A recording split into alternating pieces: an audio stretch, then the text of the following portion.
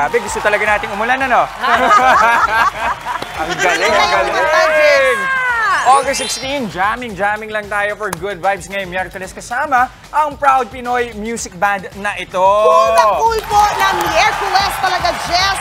Chill na tugtugan gamit ang kanilang mga instrumentong kawayan. Iba talaga yung husay, no? At galing ng talentong Pinoy. Yes. Raining in Go! Tama ka, MJ. Alam mo, hashtag always worth celebrating. Pero ito guys, alam niyo ba na isa sa ating kapatid correspondent na si Maan. Si Maria Enriquez. Dati rin siyang miyembro dito. Proud member yan. Alumni, di ba, Justin? Ayan o. Ayan si Maan. Talagang Ang ko pa. Dance step na pala. Si Maan, nakapunta na yun sa iba't ibang bansa kasama etong Banda Kawayan. Grabe, kailangan pala ganito.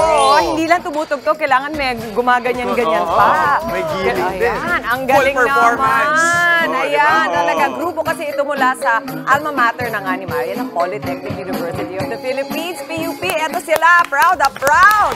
Tayo lahat sa Banda Kawayan. That's right. Alright, good morning sa inyo. Thank you very much. Grabe. At syempre, kausapin natin ang kanilang representative, si Mr. Mark Voltaire Lazaro, ang proud na Deputy Artistic Director ng grupo. Good morning, kapatid Voltaire! Good morning, Voltaire! Grabe! So, ang tagal na pala nito. MJ, kung nandiyan si Maria matagal na, ano na to, tradisyon na ito sa PUP? Nagsimula po kami 1973 po. Wow! Dekada! Parang E80 sa tagal, Oo nga. nga. Diba? I love it. Ay, pero sobrang na-intriga ako sa mga instrumentong to. I-walk through nyo naman kami. Ano muna to, Voltaire? Ito po, tawag po dito ay bumbong, pero bumbong. Asan ang puto? Parang sa puto bumbong po, diba? Oo nga! Malabas ka yung uso. Sigmuto pala dito. Oo! Pero ito po, yung laki niya po is for the bass. So, bass po. For the bass. Para siya tinutugtog. So, ganito po. Hinihimpan, gano'n. Alam mo, hindi ko akalain na ganyan na magiging tunog na kinalalabasan ng ganyang classic instrumento, no? Tsaka sobrang ganda ng tunog sa tenga. Parang talaga nakaka-shoo away ng mga espiritu. Galing simula na Ito parang may mini version ng bumbong. Bumbong. Ito, ano naman tawag dito? Ang tawag po dito ay bongbong horn po. Bumbong horn. horn. Ayan. Paano yan? Paano yan? Sample. Hinihipan rin. Game.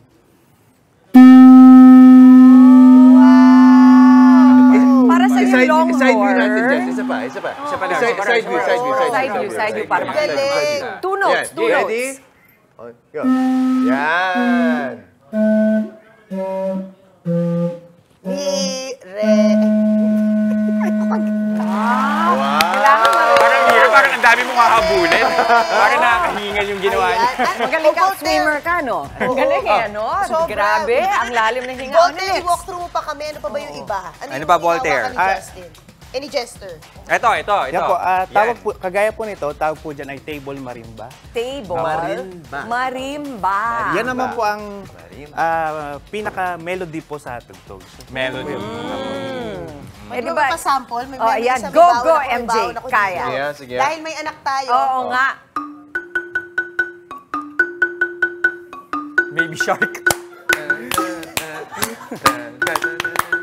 Baby shark, do-do-do-do-do, baby shark, do-do-do-do-do, baby shark. Alam mo, di ba yung sanay tayo, MJ, yung mga bata, uy, magtugtog kayo ng xylophone. Di ba yun? Pero pareho ba yung notes, Voltaire, nung xylophone at saka ng piano, pati itong marimba? Iisa lang po yung notes po nila. So, kung ito po ay table marimba, ito naman po tinatawag namin small marimba. So, mas higher lang yung octave. So, mas mataas? Mas mataas po. Pasample nga Pasample. ng baby shark dyan. Marunong ba kayo? Alam niyo yung Baby Shark? Hindi. Game. Isang simpleng ano lang ninyo, yung tugtugan. Mas mataas nga yung pitch, ano? Oh, cute. Iba-iba. Galing. Hindi na naman sa likuran natin, di ba? Ito, ano naman to? Parang pa-dirty ice cream. Kasi kaya ang eh. Ito naman po, tinatawag po namin tong kalagong. inimbento po ito ng aming founder and yung instrument maker po namin na si Professor Sigfredo Calabig. So yung first 2 syllables na kalabig, yung po yung pinagkunan ng salitang kalagong at yung gong po, yun yung tunog na napoproduce po niya. Wow. Go. Uy! Ah, Wow. Pa-party na tayo Ba? Pwede na ba? pwede. Pwede na pang gabi? Oo Yung nga. mga paddles niya. So, gawa to saan? Sa goma? Chinelas po. Ay, meron akong ano. Galing May entry, may entry Oh, sa Mami music. Tutor. Oh, Meron game. akong si Jerry, tinuruan na ako. Ready, Yeah. 6, 7, 8. Ang galing! 10 seconds. Husay Pero ito, naman, Mami ano ba ito? Na medyo na-interesting itong Ito naman nakita po natin ay dito. tinatawag na angklung. Angklung. So yung angklung po, kagaya po ng mga kapitbahay nating bansa, sa Indonesia, Malaysia, meron din po sila nito. Okay. Okay. So, paano siya So, nagamit? ginagamit po siya, ihahang nyo lang po yung Sample natin. daliri nyo po dito, tapos isi-shake nyo po sa baba. I-shake. Ito rin, meron Ito po, steady lang sir. Steady lang. Tapos ito po, pa-side Ayun. po. So, Magano po sa'yo, pa-side. Yan. Ayun. So, ituturo mo kami, tapos kami mag-shake. Gagawa tayo ng Yeah, kanta. okay. Ready, get set, tas- Voltaire. Oh, sige, Kailangan sige. Oo. Anong kanta? Ganun lang po. Gaganon lang kami. Sige, game. Game. Tugtog kayo. Kasama ka, Justin. Chacha ka lang, chacha. Go. Go, MJ. Magkalat tayo dito. Ganun lang po, shake, shake. Shake lang po, shake.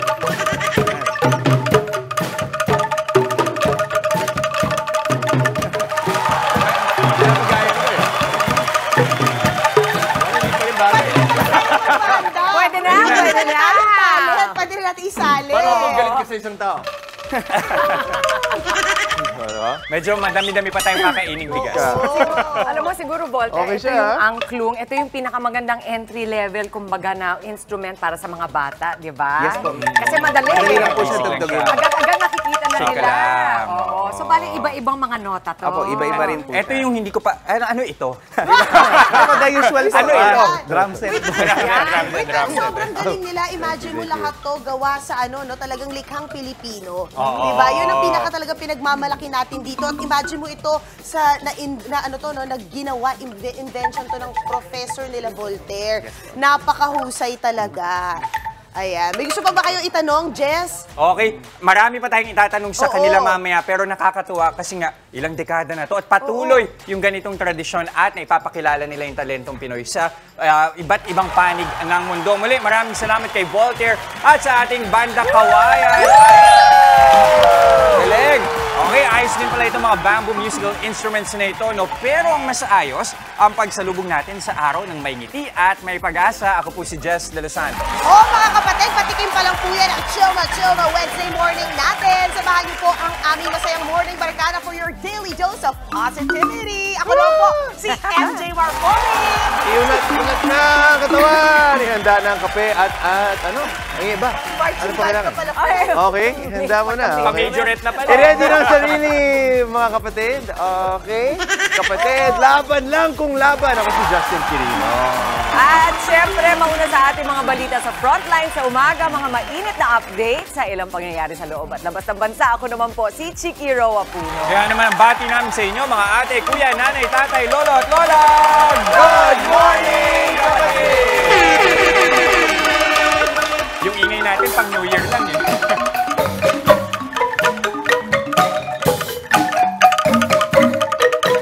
Pwede?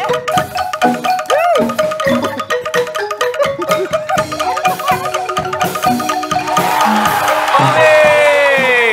Ito naman, ang iba pa naming mga inihanda para sa inyong agahan. Umpisa na natin, MJ. O eto nga, Jess, itutuloy natin ang nakaka-happy na jamingan na ito, di ba? Kasama pa rin ang ating mga talented na kapatid mula sa banda Kawayan. Kawayan! Ito sa pang, ito isa pang Pinoy na Pinoy. Kung morning breakfast lang din, hindi matatalo ang Champorado. Yan ang patok na negosyo binida ni Jess Love it. na patitikim niya sa atin mamaya sa kitang-kita. At isa pang hot topic ha, ang mas marami pa nating kapatid, sinangguni Na ang iba pa nilang problema sa birth certificates naman, online. Nako, ang daming ang problema dyan. Sasagutin niya ng ating resident morning lawyer na si Attorney Buko de la Cruz sa Legal ba to? At speaking of hot, Mami Chiki, literal na hot. Kasabay ng muli na namang umiinit na panahon, ingat po tayo sa banta ng heat stroke. Ang mga tip para makaiwas dyan, alamin natin sa Sabi ni Doc. Nako, isa na ngayon sa mga ibibida nating balita sa frontline sa umaga. Unahin na natin yung init ng panahon na posibleng sumampa pa sa tinatawag na extreme danger. Heat index nga sa kasiguran Aurora nitong Lunes, sumampa na sa 60 degrees Celsius. Init! Sa probinsya pa rin, eto pamilya sa isang SUV muntik nang mahulog sa ginagawang tulay sa Gandara, Samar. Mainit din pinag-uusapan, dating broadcaster na si Jason sa mag-iisang buwan na palang nakakulong dahil sa kasong estafa at large-scale illegal recruitment. At eto po sa Showbiz latest episode ng Dirty Linen, muli na namang pinalakpakan mga gumaganap kanya-kanyang pasabog sa husay sa pag-arte. Tuloy-tuloy lang ang pagtutok mga kapatid. Magbabalik pa ang favorite buddies niyo every morning ang Good Morning Kapatid!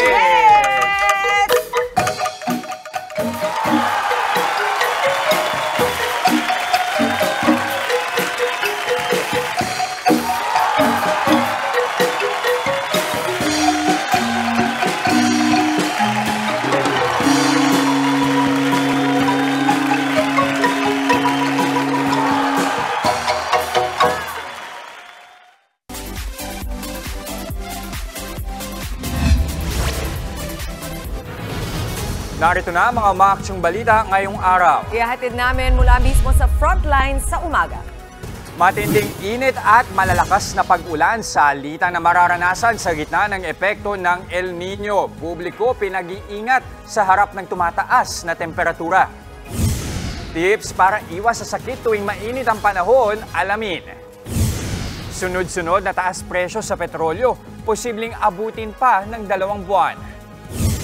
Pagsalaki na magnanakaw sa isang bakery sa Quezon City sa full sa video. SUV na dire-diretso ang takbo, muntikang mahulog sa ginagawang tulay sa Samar. Final 12-man lineup ng Gilas Pilipinas para sa FIBA World Cup, malapit na ang makumpleto. At premiere ng Third World Romance ni Charlie Dizon at Carlo Aquino, dinagsa ng fans.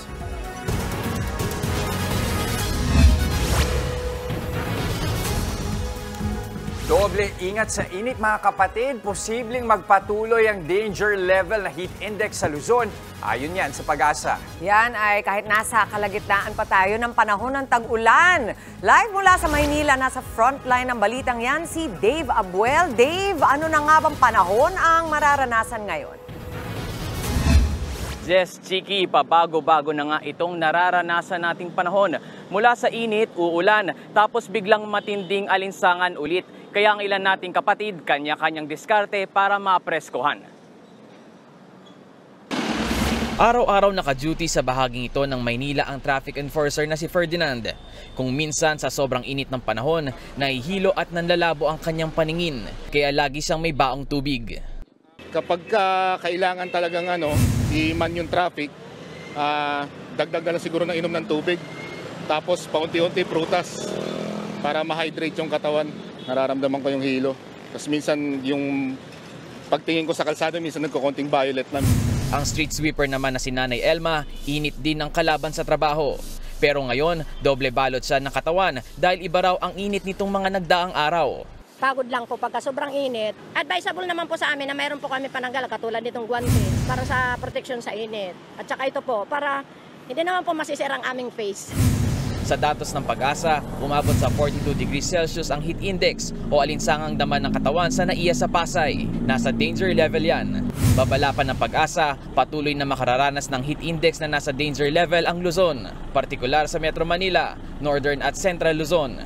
Currently po mahina yung ating southwest monsoon. So hindi siya nakaka-penetrate toward dito sa eastern section, particularly sa Luzon, including yung northern part actually ng Luzon. Medyo matataas din yung kanilang heat index. Kahapon, 2 lugar ang nakapagtala ng 45 degrees Celsius na heat index. 4 naman ang nasa 43 degrees. Posibleng magdulot ng heat cramps at matinding pagkapagod kapag ganyan kainit. Pero ang pinakamatindi ay nitong Lunes. Umabot sa 60 degrees Celsius o extreme danger level ang heat index sa Kasiguran, Aurora. Ito ang naitalang pinakamainit na temperatura sa Pilipinas ngayong 2023. Heat stroke naman ang banta kung umabot dyan ng heat index. Sabi ng Pag-asa, nitong nakarang linggo nila simulang nakita ang pagsipa ng danger level ng heat index sa ilang lugar. Bahagyang dahil ito sa El Nino. Kaya kahit may ulan dahil sa habagat at localized thunderstorms, magiging mainit pa rin ang temperatura. Hindi porket tag-ulan ay inaasahan natin araw-araw ulan na lang ng ulan. Yun po ano. So sana maintindihan natin na ang ating atmosphere ay very dynamic. Sana po maging mindful tayo with such kind of possibility during the day na nagbabago siya. Bukod sa Pilipinas, matinding init din ang nararanasan sa Peru na dapat ay nasa taglamig ngayon. Gayon din sa kapitbahay nating bansa na Japan, pati na sa Europa na ilang beses nang nakaranas ng heatwave. Ayon sa National Oceanic and Atmospheric Administration ng Amerika, 50% ang tsansa na 2023 ang maging pinakamainit na taon sa kasaysayan. At posible pa raw na lalo pang maging mainit ang panahon sa susunod na taon dahil sa El Nino. Dagdag pa ng eksperto, patunay ito ng epekto ng climate change na dapat paghandaan ng buong mundo.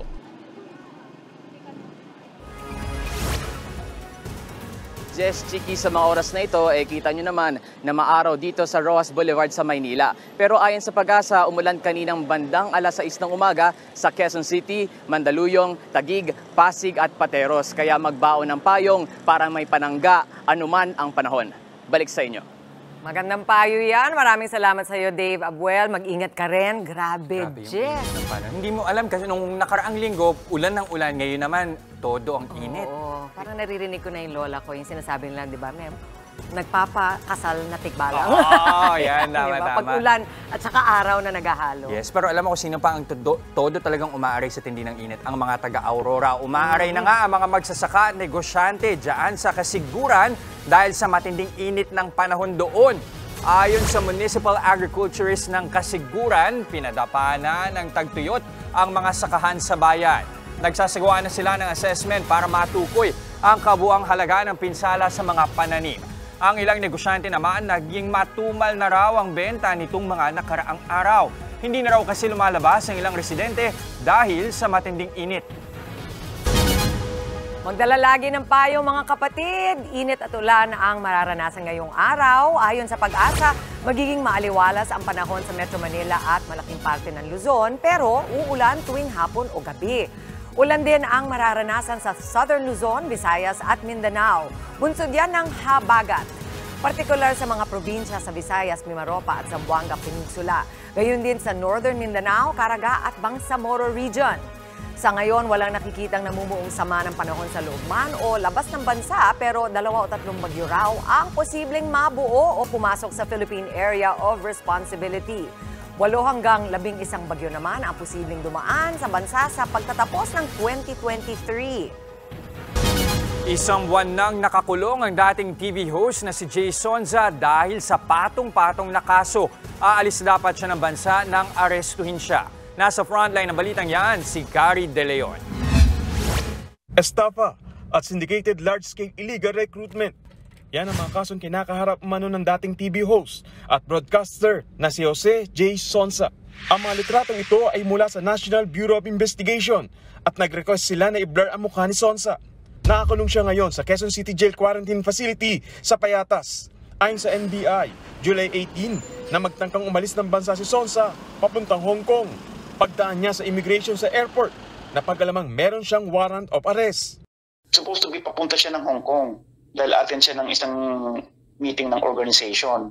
Tinanong kung alam niya itong kaso na to. So hindi naman niya dininay. So nakipag-cooperate siya sa mga authorities. Hindi na pinayagang mga alabas ng Pilipinas si Sonza at saka siya tinun-over ng Bureau of Immigration sa NBI.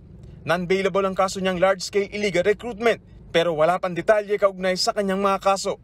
Nitong August 3, nang ilipat si Sonza sa kustudiya ng Bureau of Jail Management and Penology o BJMP sa Payatas. Alinsunod ito sa utos ng Regional Trial Court Branch 100 sa Quezon City. Ito po ay pending case at sinampahan po siya at maglilitis pa po siya dito. So sa ngayon po ay nasa kustudiya po siya ng Bureau of Jail Management and Penology, Quezon City Jail, Ligtas COVID Center Quarantine Facility. Wala pang pahayag ang kampo ni Jay Sonza. Nagbabalita mula sa Frontline, Gary De Leon, News 5. Sumalakay ang isang magnanakaw na nagpanggap munang customer sa isang bakery sa Quezon City. Ang krimen nasa poll sa video. Nasa frontline ng balitang yan, si Ian Suyu. Alas 2 ng madaling araw noong Biyernes nang bumili ng tinapay ang lalaking ito sa isang bakery sa barangay Duyan-Duyan sa Quezon City. Kasunod niyan ay nagpa-cash in ito sa isang e-wallet app. Kinuha naman ng tindera ang cellphone ng tindahan para isagawa ang transaksyon. Matapos niyan ay hiniling ng lalaki na ipakita ang cellphone para kunan ng litrato ang reference number. Pero ilang saglit pa, bigla na lang niyang hinablot ang cellphone saka umalis. Ang tindera, walang magawa kundi magsisigaw sa taranta. Ang customer umangkas sa motorsiklo para tumakas. Nakita pa ang pagdaan ng nasabing motor sa Nara Street. Hindi na raw namukhaan ng tindera ang magnanakaw dahil nakasuot ito ng face mask. 100 pesos lang yun, pinakasin niya. Tapos, pagka cash in, titingnan yung reference, pipicturean daw. Kaya nilapit ko yung cellphone. Pagkalapit, kunwari, pipicturean niya, yun pala, hablutin niya na agad. May kasama siya dyan, pagkahablot niya, sakay diretso sa motorsiklo. Ang ninakaw na cellphone, nagkakahalaga raw ng 7,000 piso. Ginagamit raw nila ito sa pang-araw-araw na transaksyon sa negosyo. Pero ang mas nakapanlulumo raw, nilimas ng magnanakaw ang laman ng e-wallet na halos 7,000 piso. Nakita yan ng tindera sa records nang ma-retrieve muli ang e-wallet account. Napakahalaga po yung nanakaw na cellphone dahil po yung cellphone na yun po ay panggamit namin sa business. Sana hindi niya nagawin sa iba kasi naghahanap buhay po kami ng pata, sana ganoon din po sila. Agad na i-report ang insidente sa barangay pero hindi pa natutukoy ang pagkakakilanlan ng magnanakaw. Mas paigtingin pa raw ng barangay ang seguridad. Payo naman nila sa mga negosyante. Pagka meron pong humihingi ng pipicturan, yung pinakash in po nila, wag po kayong basta-basta ilabas yung cellphone. Nagbabalita mula sa Frontline, Ian Suyu, News 5. Nagsalita na ang pastor na nadadawit sa pamamaslang sa isang lalaki sa Cagayan de Oro City. Giit niya hindi totoo ang alegasyong sugar daddy siya ng girlfriend ng biktima at may kinalaman siya sa pagpatay. Nasa Frontline ang balitang yan, Simon Gualvez. Gabi noong 9 ng Mayo nang tambangan ng gunman ang 24 anyos na graduating student at Mr. Cagayan de Oro candidate na si Adrian Rovic Fornilos sa Barangay Nazareth, Cagayan de Oro. Pababa ng motor ang biktima para dalawin ng trainer niya sa pageant ng barilin. Sinubukan pa siyang isugod sa ospital ng mga rumesponding polis pero binuwi din siya ng buhay kalaunan. Makalipas ang 3 buwan, naging matunog ulit ang kaso matapos mag-viral sa social media ang kwento tungkol sa pagpatay sa biktima. Kumalat online na crime of passion daw ang motibo sa krimen kung saan dawit ang isang pastor na sugar daddy daw ng girlfriend ng biktima. Sinusubukan pang kunin ng News 5 ang panig ng kasintahan ni Fornilos. Pero ang nadadawit na pastor ng Lapasan Baptist Church mariing itinanggi ang kumakalat na akusasyon laban sa kanya. Pag-amin niya, totoong kakilala niya ang biktima at ang girlfriend nito. Pero hindi raw siya nagpapatay kay Fornilos. Katunayan, hindi rin daw siya kasama sa mga iniimbestigahan ng PNP sa kaso. Kaya mga butangan mga God, nakapakurat din ako kay una isulti na ako. Ang mga allegation ng mga pasangil, dili tinuod. Ang pag-ilan ako is kay Adrian. Nailan ako nga tagalapasan. Kung sa girl nailan ako, yes, nailan ko na ako. Because na say friend before nga friend na ako, common friend. Sa ngayon, inihahanda na rin ng kampo ng pastor ang kaso laban sa mga nagdadawit sa pangalan niya. Yes, indicated ako na actually gipang screenshot na nakaroon. Ako yung mga taong gipang screenshot. Mag-istorya mi sa akong mga abogado. While gid may kaso, clear na ako kung pangalan. Hindi na ako gibuhat. Dili man din ako intawong gawi. Pasangin nila na tag-istorya nga di walay basihan, walay kamaturan. Ayon naman sa Philippine National Police, na-refer na nila ang kaso sa prosecutor's office para sa case build-up. Kasong murder ang kinakaharap ng mga nadawit sa krimen. Pero hindi pa raw nila pwedeng ilabas ang detalye sa kaso.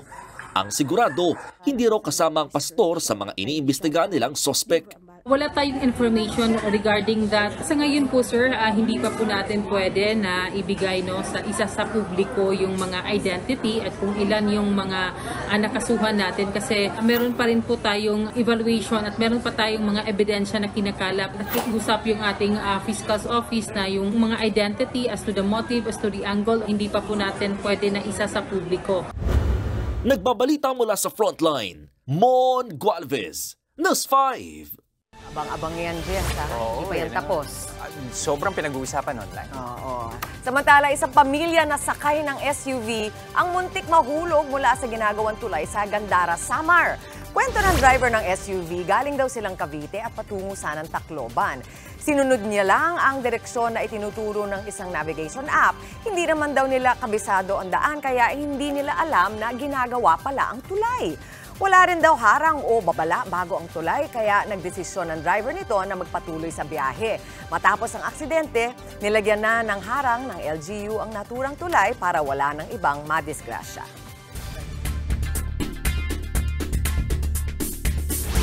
Tatlumpu't-lima ang nasawi matapos ang pagsabog sa isang gasolinahan sa Russia. Kabilang sa mga biktima ang ilang bata. Yan at iba pa sa ating Frontline News Abroad. Napalihis ng kuwa ang motorista na yan sa lakas ng pagsabog sa bansang Russia. Nagmula ang pagsabog sa sunog sa isang gas station.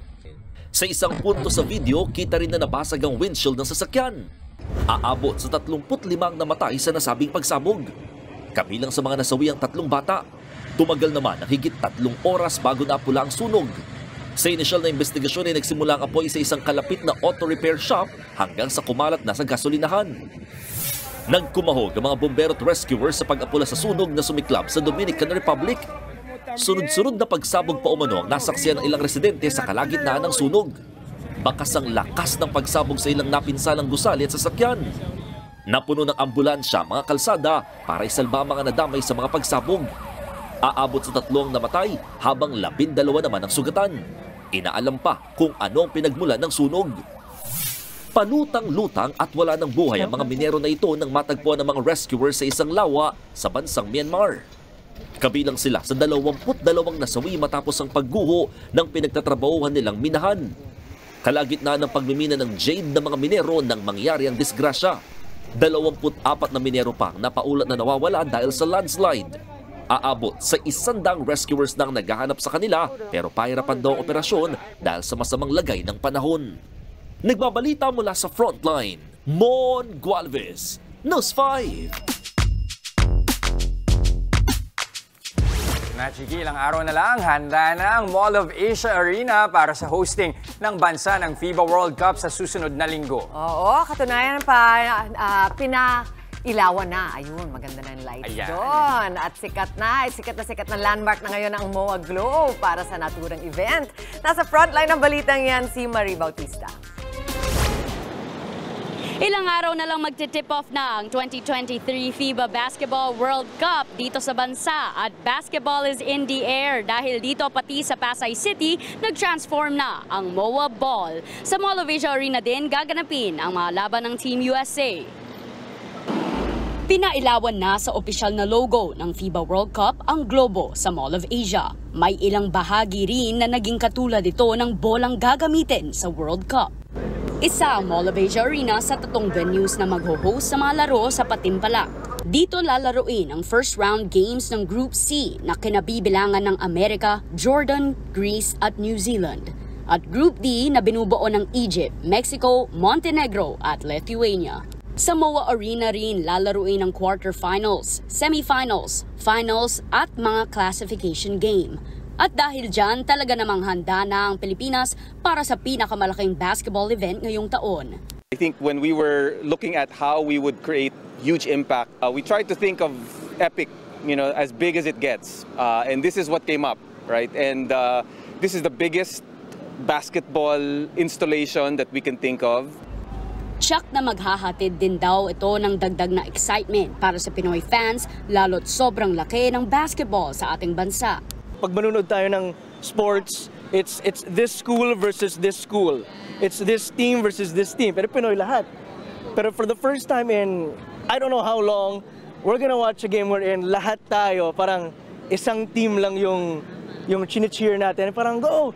Ay, I'm getting goosebumps just thinking about, you know, all the cheers, lahat ng chant natin. Actually, pinapractice ko na sa bahay. Pinoy! Pinoy! Unang gagamitin ng MOA para sa laban ng Mexico at Montenegro sa August 25, na susundan ng Egypt versus Lithuania. Nagbabalita mula sa Frontline, Marty Bautista, News 5. Bubuuin na ang final 12-man lineup ng Gilas Pilipinas pagkatapos ng 3 tune-up games nila bago ang FIBA World Cup. Nauna nang sinabi ni Gilas coach Chot Reyes na mag-uusap sa susunod na linggo ang coaching staff para sa final 12. Pero ngayon pa lang, nagpasalamat na si Samaang Basketball ng Pilipinas President Al Panlilio sa lahat ng miyembro ng pool para sa kanilang commitment. Hindi naman daw kasi garantisadong magkakapwesto sila sa final na roster pero masigasig pa rin silang nag-e-ensayo. Makakalaban ng Gilas simula sa August 18 ang Ivory Coast, Montenegro at Mexico. May hanggang August 23 ang Gilas para isubmit ang kanilang final lineup. At kinumpirma naman ng SBP na cleared ng maglaro sa full contact practices ang ng Gilas si Kai Soto. Yan, kasunod ito ng pakikipag-ugnayan ng mga doktor ni Soto sa mga doktor ng SBP. Pumirma na rin daw ng kontrata ang 7'3" big man sa Gilas. Dahil dyan, wala nang magiging restriction si Kai sa mga ensayo ng national team.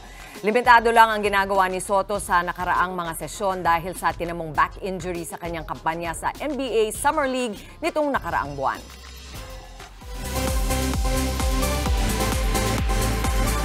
Dagsa ang fans sa premiere ng pelikulang Third World Romance ng real-life couple na sina Charlie Dizon at Carlo Aquino. Tungkol ito sa pagmamahalan na Alvin at Brie na kapwa-trabahador ng isang grocery store. Magkakasama nilang haharapin ang hirap ng buhay at aalamin kung paano nga ba isisiksik ang pagmamahalan dito. Naniniwala sina Carlo at Charlie na maraming Pinoy ang makaka-relate sa pagbubunot talaga ng ng buto na kwento ng Third World Romance. Mapapanood dito sa mga sinihan nationwide starting today.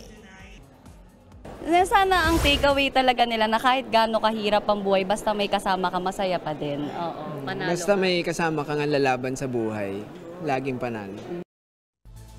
Eto naman, nagkaayos na sina Feliz at ang inang si Doña Cielo sa huling episode ng Dirty Linen. Nangyari po yan na matapos ang pagkamatay ni Ador, kung saan lalong naggalit si Feliz at tinaboy ang ibang fiero sa burol ng kanyang asawa. Sakto naman dumating si Alejandro at dito na nga nabunyag na ginahasa po niya si Doña Cielo. Dito na rin nalaman ni Feliz na si Alejandro ang kanyang tunay na ama. Sinabi naman ni Feliz sa kanyang ina na naiintindihan niya kung bakit iba ang naging trato sa kanya nito. Maliban dyan, nabunyag na rin sa serye na ginahasa nga ni Carlos si Olivia na ina ni Kiara at Alexa. Mapapanood po ang Dirty Linen tuwing 9:30 ng gabi. Dito po yan sa TV5.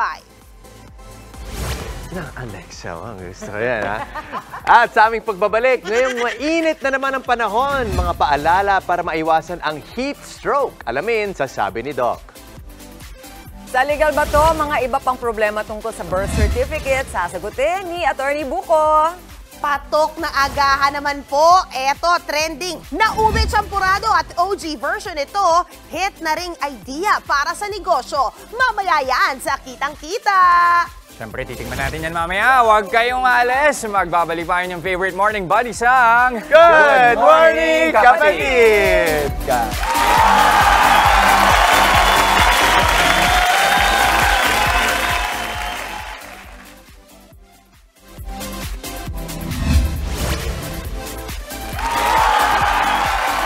Nagbabalik pa rin ang Good Morning, Kapatid! Alam mo, Jess, ang problema sa birth certificate, ako hindi nauubos talaga. Since time immemorial, sabi nga nila, marami pa rin sa ating mga kapatid ang relate na relate, sigurado ako, at patuloy na nagtatanong. Actually, nagawa na natin to dati kay Attorney Buko. At dumadami yung views niya sa TikTok. Nasa halos kalahating milyon na yung views niyan sa TikTok. At marami nga, katulad ng sinabi mo kanina, maraming nagtatanong. Kaya naman etong muli, si Attorney Buko may sagot sa ilang katanungan mula sa ating mga netizens. Tunghayan natin ang kanyang mga response dito sa Legal Bato. Mga kapatid, matapos nating pag-usapan ang problema sa birth certificate, Marami sa inyo ang may dagdag na katanungan tungkol dito. Kaya naman, ilan sa inyong katanungan ang babasahin ko at bibigyan ko ng payong legal. Unahin natin ang problema sa birth certificate ni Jay Lee. Attorney, nung sa akin po, wala po akong first name and surname sa birth certificate. Pero nung kumuha ako ng copy sa Manila City Hall, may first name pero walang surname. Ang tagal ko na po kasing problema yan. Hindi ko po alam ang proseso at kung mahal po ang magagastos. Ang unang dapat mong gawin ay pumunta sa local civil registrar doon sa Maynila upang subukan na ipaayos ito bilang isang clerical error lamang. Dahil nandoon naman ang pangalan ng parehong magulang, maaaring maitama ito sa local civil registrar. Mura lamang po ito. Ang gastos lang ay sa publication o pagpapadyaryo ng petisyon, mga 8,000 to 20,000 depende sa dyaryo at minimal na filing fee sa local civil registrar. Pero kung hindi sila papayagan sa local civil registrar, kailangan pang magsampa ng kaso sa korte. Kailangan lumapit kayo sa abogado para magawa ang petisyon at ma-file sa korte. Ang gastos, depende sa sisingilin ng abogado ninyo. Pero may libreng abogado sa Public Attorney's Office at sa Integrated Bar of the Philippines sa inyong lugar. Ito naman ang tanong ni username hanggang dito na 160. Attorney, paano po kung apelyido ng nanay ang nilagay sa birth certificate ng bata tapos papalitan ng apelyido na ng tatay? Depende kung kasal ba o hindi kasal at kung kinikilala ba ng tatay yung bata. Kung hindi kasal at sa nanay na nakaapelyido ang bata, hindi ito maaaring babaguhin kung walang pahintulot at pagkilala ng tatay. Kung payag ang tatay at kinikilala niya ang bata, pwede na itong palitan sa local civil registrar kung saan pinanganak ang bata. Medyo mabigat naman ang problema ni Mel.TV. Ang tanong niya, Attorney, paano kung halos lahat ng mali mula pangalan, apelyido, pati birth date ay mali dahil sa kumadrona ang nagparehistro sa anak mo? Pwede pa bang itama yon? Pwede pa. Kailangan lamang magsampa ng kaso sa korte doon sa lugar kung saan pinanganak ang bata.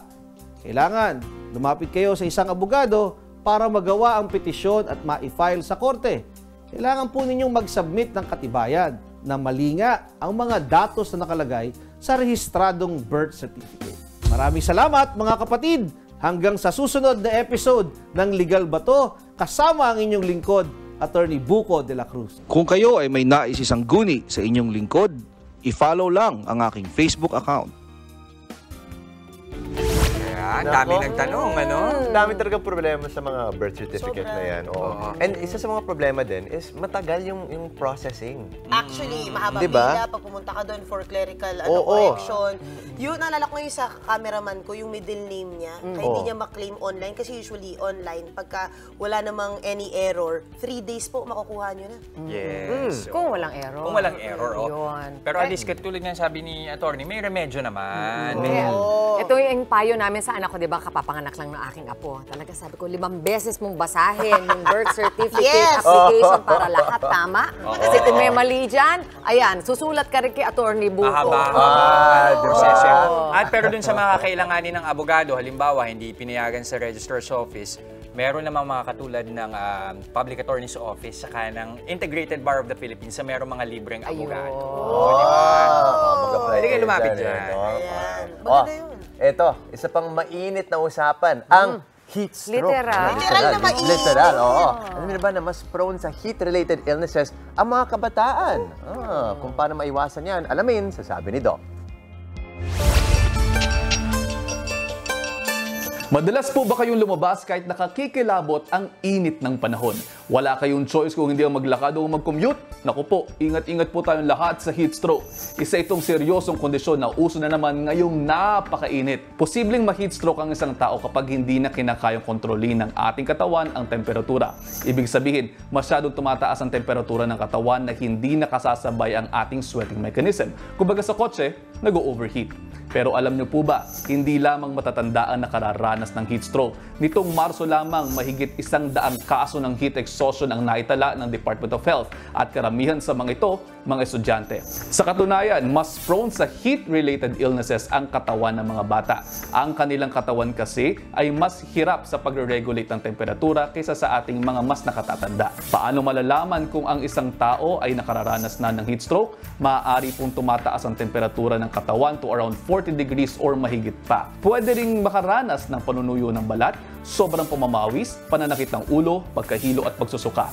At dahil nga stroke ito, pwedeng bumaba ang diwa ng pasyente, magbulol-bulol at mawala ng malay. Kung ang ilan sa mga yan ay nararanasan mo o ng kasamahan mo, kinakailangan nyo na pong pumunta agad sa ospital dahil ang heat stroke ay isang emergency condition.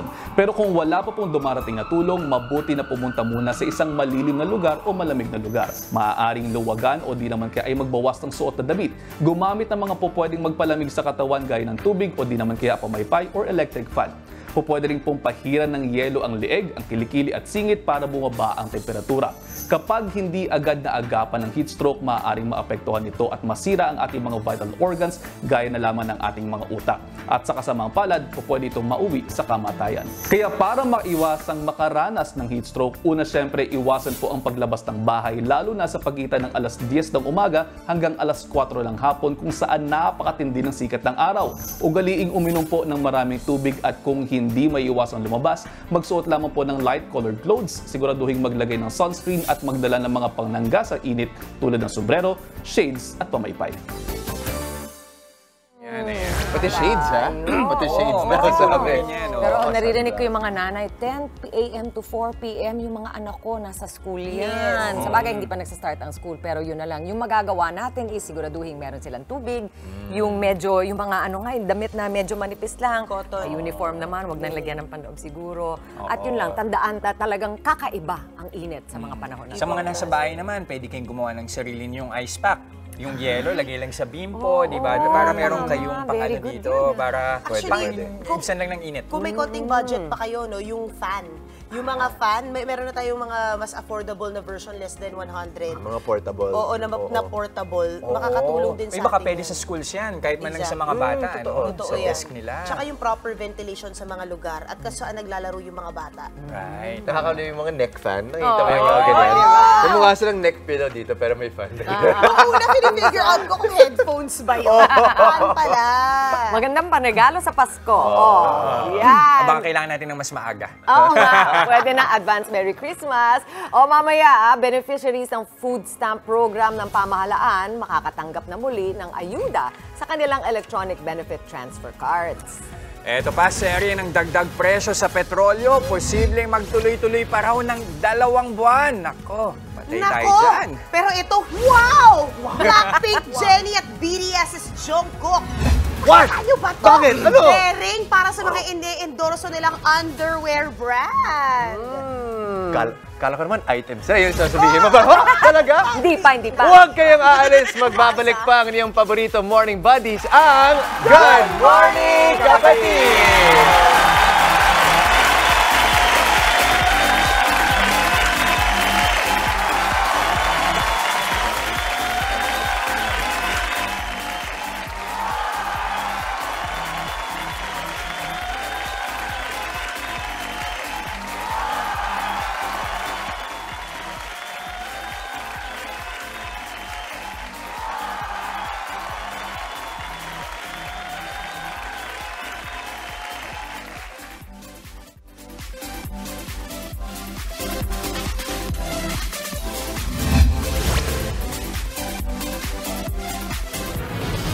Ito naman ang ating mga umaaksyong balita sa Frontline sa umaga.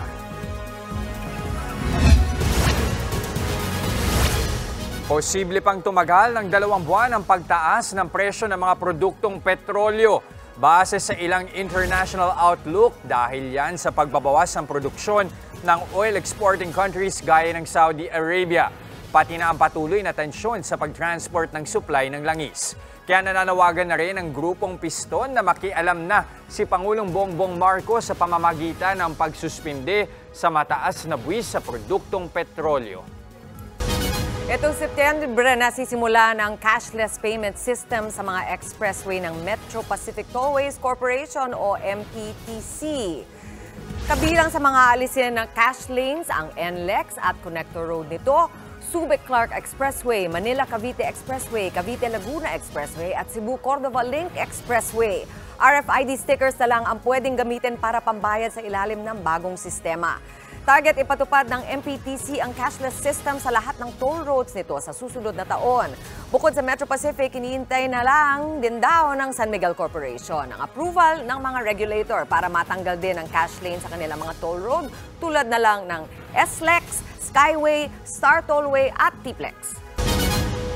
Pinapamadali na ang pagtatayo at pagsasaayos ng mga bagong tukoy na site sa ilalim ng Enhanced Defense Cooperation Agreement o EDCA. Kahapon, nag-ikot si Defense Secretary Gebo Teodoro para inspeksyonin ang ilan sa mga ito. Kabilang na riyan ang Camp Melchor de la Cruz sa Gamo, Isabela at Fort Magsaysay sa Nueva Ecija. Karamihan sa mga proyekto ay na-delay dahil sa nagdaang pandemya. Ayon sa kalihim, mahalaga ang magiging papel ng mga bagong EDCA site laban sa mga umano'y banta mula sa labas ng bansa. Dagdag pa ni Teodoro, dapat tumindig ang Pilipinas laban sa patuloy na pambubuling ng China.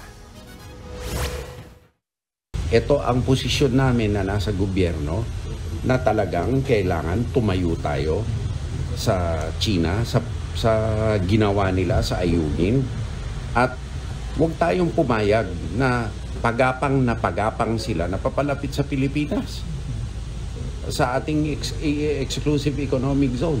Kailangan tayuan nito eh. Posibleng lumaki pa ang utang ng Pilipinas sa susunod na taon. Yan ang lumabas ng ilatag ng economic manager sa Senado ang proposed 2024 national budget. Maaring pumalo sa 15.8 trillion pesos sa 2024 kahit pa magbayad ng 1.9 trillion pesos na utang ang gobyerno. Dati nang sinasabi ni Finance Secretary Benjamin Diokno na manageable pa ito. Mapupunta ang malaking bahagi ng utang sa mga proyekto sa infrastruktura. The way we borrow money, hindi po ganun, mga long term po yon at saka fixed ho yung interest rate, hindi yung floating interest rate. Na pag tumaas yung pag sumama yung ekonomiya, tumataas yung interest rate, hindi po ganun ang pangungutang natin.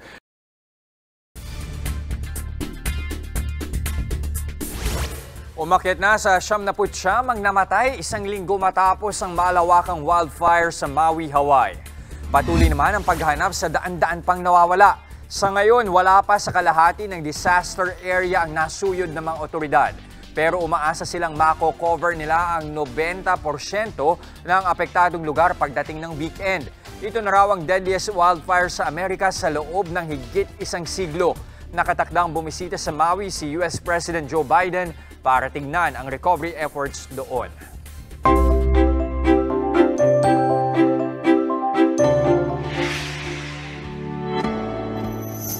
Blessed day, everyone!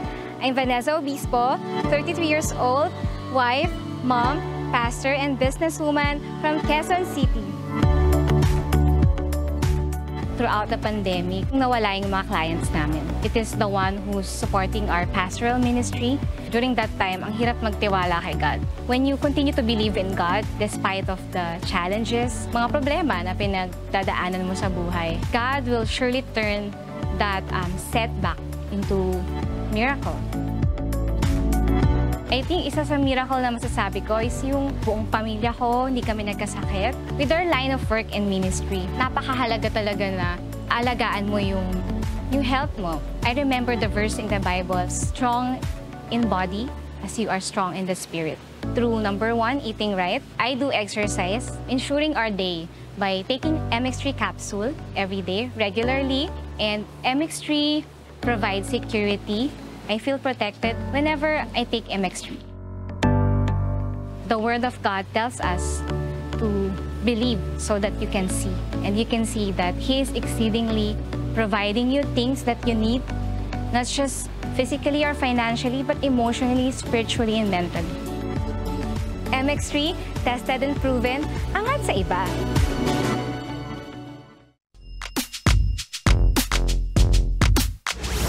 Hinahanap pa rin ng rain or shine. Elasto Painters ang unang panalo nila sa Jones Cup sa Taiwan. 3 lang ang hinahabol ng rain or shine sa gitna ng 4th quarter kontra Qatar, pero biglang uminit ang opensa ng kalaban dahilan para biglang lumobo sa 10 ang lamang.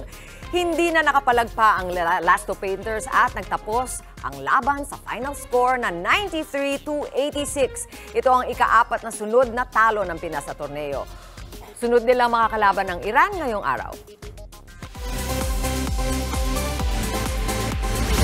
Daring at fear si Jennie ng Blackpink para sa campaign video ng fashion brand na Calvin Klein. Kabilang po si Jennie sa mga bagong ambassador ng Calvin Klein. At dahil dyan, trending naman ang Blackpink member na ito, no? Proud na proud din kasi yung blinks para kay Jennie dahil sa kanyang jaw-dropping figure. Jaw-dropping talaga. Pati si Jungkook nga ng BTS hindi nagpakabog. Pinakita rin ni Jungkook ang kanyang sexy side at syempre may pa-abs. Oo, bahagi po ito ng fall campaign ng nasabing brand. Grabe sila. Grabe sila. Susunod! Masarap at abot kayang comfort food ng lahat. Champorado! Tampok sa kitang-kita ang kanilang twist sa all-time Pinoy favorite na yan. Matitikman din natin. Yes! Tuloy-tuloy lang ang good vibes. Kasama pa rin ang inyong paboritong kasalo sa umaga. Good morning, kapatid!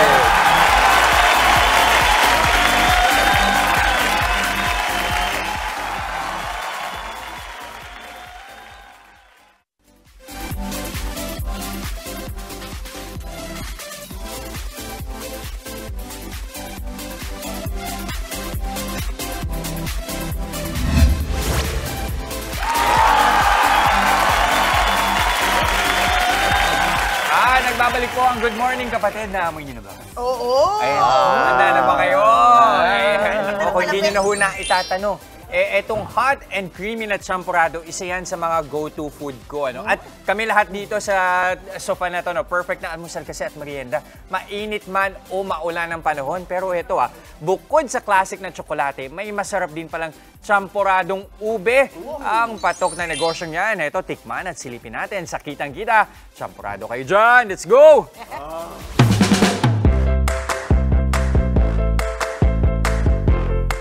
Pansit palabok, spaghetti, Big Mac, carbonara at mini donuts.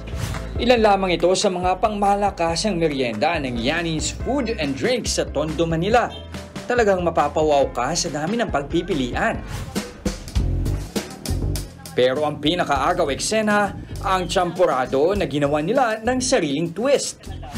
Introducing ube cheese champorado at ang OG na champorado. Laging blockbuster sa pila ang mga suki ng Yanni's at mas lalo pang dumami ang kanilang mga customer dahil sa mga iba't ibang vlogger. 4 na taon na ang Yanni's na pagmamayari ni kapatid Sherina Ramos o mas kilala sa tawag na Yanin. Dati siyang online casino dealer na piniling maging entrepreneur. Nagsimula sa 3,000 puhunan, ngayon kumikita na siya ng 6 digits kada buwan. Wow, kitang-kita!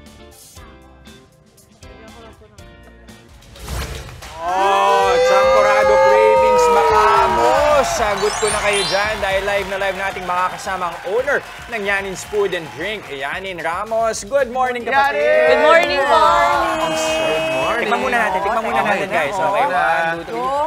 Okay. Alam mo na, amoy ko pa yung keso.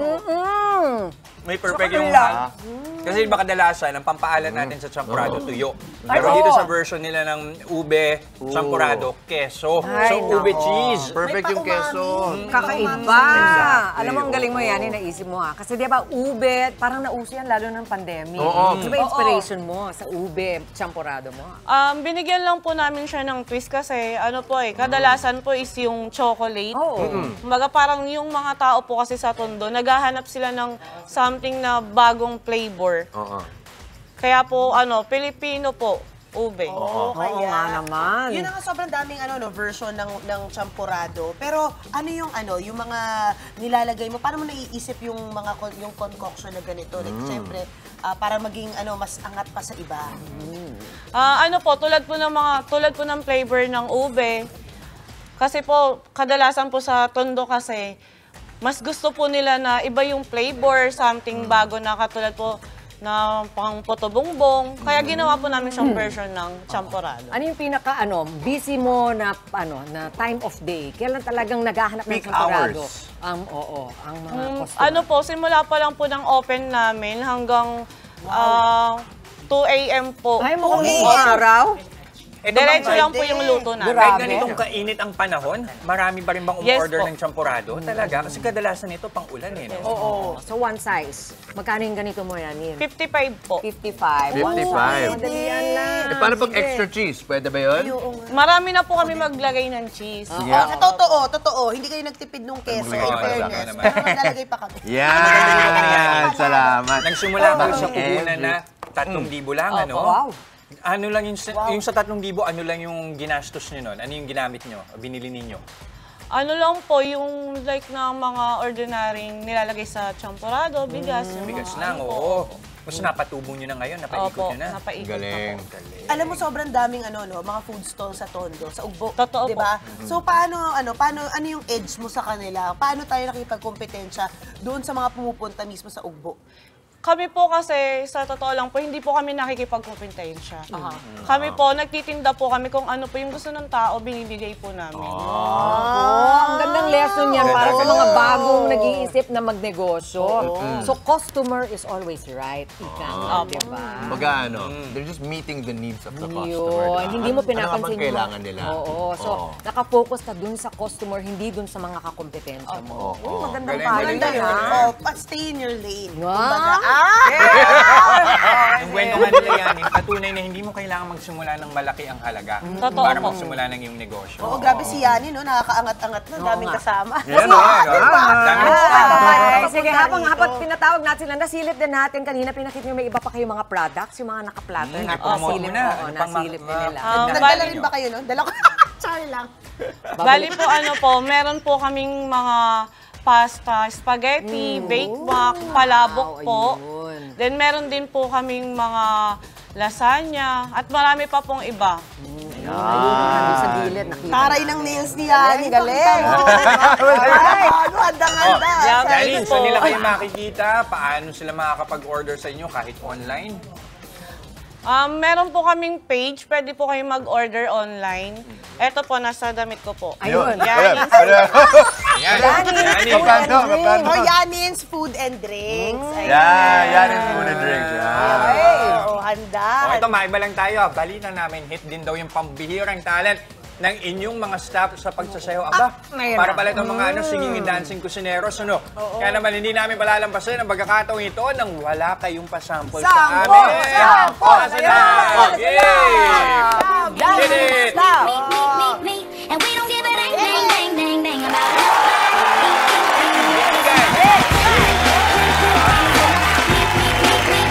And we don't give a dang, dang, dang, dang, dang about nobody. Go, ate! Ayun na mga palakpakan natin. Yan yung Food and Drinks. Thank you sa inyo at thank you sa iyo, Yani. Napakasarap ng inihain mo sa amin ngayong umaga. Maraming salamat. Okay, at mamaya, extended ang cool jamming natin in a very Pinoy way. Kasama pa rin ang world-class talent ng banda Kawayan. Tuloy-tuloy lang ang happiness ngayong umaga. Dito pa rin sa inyong Happy Morning Buddies. Ito ang Good Morning Kapatid!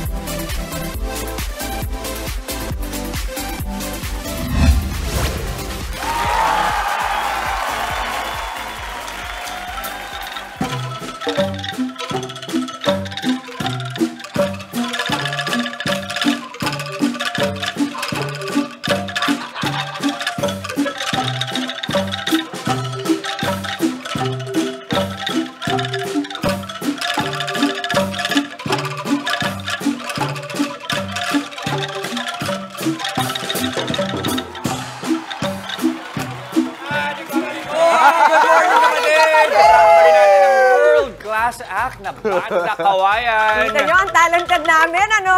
Kasama na eh, no? Hindi, gusto ko, ikaw na yung hindi nag-proclaim. sumablay. Kaya sobrang galing nila pati magturo. Naturuan kami, di ba? Itong mga instrumento na ito, talagang likas sa ating kultura at ginawa nyo updated. Kahit na mga bagets itong mga to, mga 16, 15, alam na alam nila, no? Nakakatuwa. Diba? Yung performance na, nakapasok naman yung... Sige pa, sige. Sige, ano kasunod? Ha? Alam mo, proudly made and for the Philippines yan, mga mami yan, Mami Chicky, ha? Ito, chikahin na nga natin yung Banda Kawayan with our representative, Voltaire. Good morning, kapatid! Voltaire! Voltaire, dito take the lead. O, di ba? Balita namin, Mami Chicky. Oo, naku, nakakaano rin yan, ha? Hindi lang yan pang in-country, meron sila mga out-of-the-country engagement. Pang world class. Saan ba kayo tumutugtog, Voltaire? Simula po nung 1988, nagsimula po tumugtog yung Banda Kawayan sa World Expo po sa Brisbane, Australia. Then after po nun, naging sunod-sunod na po yung biyahe ng grupo sa iba't ibang panig ng bansa, kagaya po ng Europa, Asia, Amerika po at Middle East. Actually, kasi, di ba, Jess, pagka dinala mo naman talaga sila, it's something new doon sa event. Lalo na pag, syempre, sa mga lugar kagaya ng nasa taas, Europe, di ba? At yung down under. Kakaibang experience so para sa kanila. At the same time, para naman sa mga bagets na mga membro ng kanilang grupo, kakaibang experience na nakakapunta sila sa ibang bansa. Sige naman nun. So, ang tanong ngayon, paano ba makakasali sa Banda Kawayan? Kailangan ba taga-PUP? Hindi naman po, sir. Kasi ngayon, nung 2014, nag-privatize na po kami to expand the membership po. Para kahit anong school po, pwedeng sumali. So, yearly, nagkakaroon po kami ng free workshop. Then after, may choice po sila kung gusto nila ituloy as member po ng grupo. May age limit ba yan? Pwede pa ba kaming humabol? Nag-start po kami ng 10 years old to 15 years old. Ay, pwede pa tayo? Pwede pa tayo? Membership fee, wala? Wala po. Free daw. Free, lahat. If it's free, we're free. Gusto mo yun? O, diba? Saan ba namin kayo pwede abangan, diba? Ano ba yung mga show? Please promote yung mga upcoming events nyo. Yung mga announcement po namin, makikita nyo po sa aming Facebook page, Banda Kawayan Pilipinas. Meron din po kaming website na bandakawayan.com po. And Instagram and TikTok, Banda Kawayan Pilipinas. Wow! So ngayon ba, naghahanap pa rin kayo ng mga mag-audition o kaya gusto maging parte ng inyong banda? Kasi yung mga nanay dyan na nag-iisip, mga musical yung mga anak nyo, yan, kontakin nyo ngayon sila. po, kakatapos lang po nung aming free workshop. So next year po, mag-aanan. In question. Ilan na ba lahat? Game. Ito daw, sino raw gumawa ng mga instrument na to? At paano kung gusto ko rin magka-instrument na ganito? Lahat po ng instrument po namin ay handmade po ng aming founder na si Professor Sigfredo Calabi po. So kung gusto nyo pong magkaroon ng ganyang instrument, mag-message lang po kayo dun sa Facebook po namin. Ikaw marunong ka na rin ba? Ay, hindi pa po. I-DM ka. Baka mas mura pa Ilan na members na ngayon, Voltaire? Gano'n na karami yung members ng Banda Kawayan? Currently, may active 40 members po. Dami rin. 40. Voltaire, ito, ilang piece band ito ngayon? Ngayon po, 10 lang po kami. 10. 11, 12, 14 na. Ano yung minimum, Voltaire? 10 po ang minimum po na. 10 ang minimum. Ay, baka naman pwedeng makahirit mo, Ayun Justin. na, yun na. Baka pwedeng makahirit ng isang Yun banda. nga. Baka pwede mag-song request. Ano, game? Meron ba ba? May baka ba tayo? Ibigay mo na muna yung mga ano, yung mga tao. Sila na raw tutugtog. Hindi ko. Game! Tugtog tayo! Bahay kubo? Bahay kubo? Sige, bahay kubo. Ready? Eto na, ready na tayo. Hit it! And...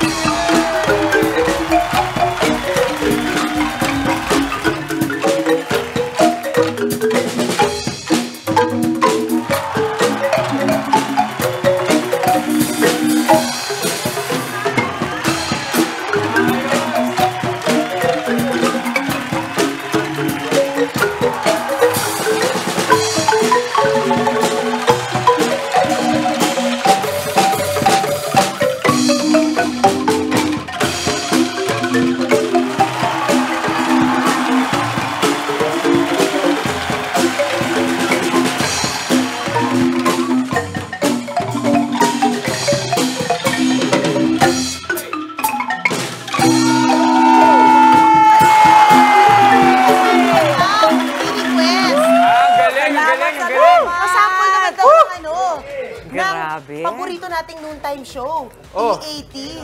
Ayan, E80. game. Ipinapaalala niyo pa talaga sa amin ni Mami Chiki, ha? Nanonood ako sumasayaw din pala ang Bandang Kawayan. Napagano kami ni Justin. Grabe! Kaya mo ba yun? Gumaganyan? May choreographing gano'n. Hindi nyo man lang kami sinabihan na may steps pala. Tuloy kami agad. Oo, ito na. Ang panghuli. Game! Okay. E80 tayo. E80.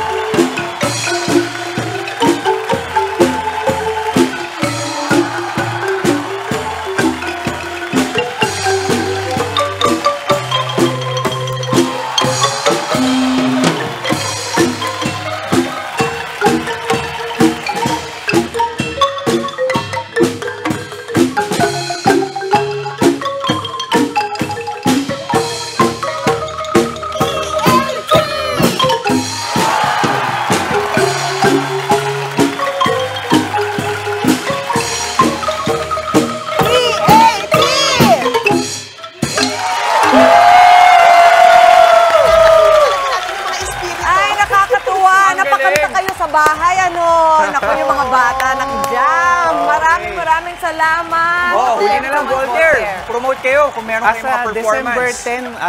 Sa December 10 po, 50th anniversary po ng Banda Kawayan. Alright. So magkakaroon po kami ng concert sa Concert at the Park po. Wow, December 10. Concert at the Park. Saan ang Concert at the Park? Sa Rizal Park po. Rizal Park. Alright. The golden anniversary na pala nila. Yes, 50 years. Uy, congratulations. Congrats, guys. Hindi kayo mukhang 50 years old. Sila, na-offend ako. 16, ako din. Hindi naman nalalayo. Hindi naman nalalayo. Joke lang po. Joke lang. So tayo dyan, may kape tayo. At champurado. At champurado!